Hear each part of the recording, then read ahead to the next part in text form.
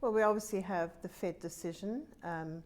Most people, the market's quite unsure as to whether the Fed decision will come next month, following month, before December changes its mind with every little data point that comes out. And that's causing more angst than usual because the perception is that there would be one more rate rise before the end of the year.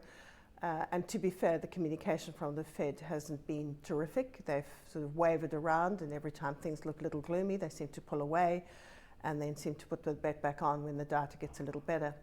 Then, of course, we have the US election. We have the probability of a referendum in Italy, which matters because of the health of the banking system there. And then we have forthcoming elections across Europe.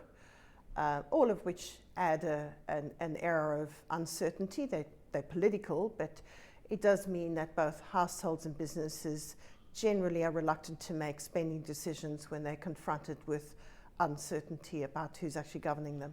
If you look historically back at when markets have had meltdowns, so I'm walking away from Brexit or some of the ones that cause what I call speed wobbles rather than systemic meltdowns.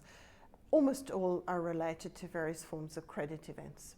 So, the US housing market credit event, the rise in rates in '94, essentially, our banks was a credit event. We had a lot of the commercial lending here going sour. So, it's usually related to some kind of excess in lending markets, and excess leverage, or people misunderstanding the nature of that leverage of those kind of markets. They're very unpredictable. They ironically are quite unpredictable in terms of their emergence. You can worry about them for a long time and they can dissipate. You can worry about them and they can be realized. So all those people who said they predicted this, that and the other, they've probably worried about 10 times before the one that actually did come about. But of course they'll tell you that they predicted one. But I think that excess leverage is unquestionably the thing we need to worry about the most, both from a total return point of view. Leverage, I can't think of a circumstance where high leverage has resulted in spectacular returns over a forthcoming period. If you like Japan, what it simply means, it dumbs down returns for a very, very, very long period, or it results in a calamitous meltdown, the Asian banking crisis, our banking crisis, the US housing crisis. It results in some kind of meltdown event.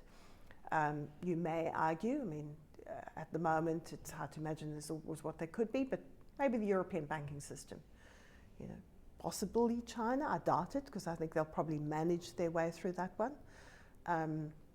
But as I say, they generally prove to be a little unpredictable, even though you could nominate a number of events that could arise.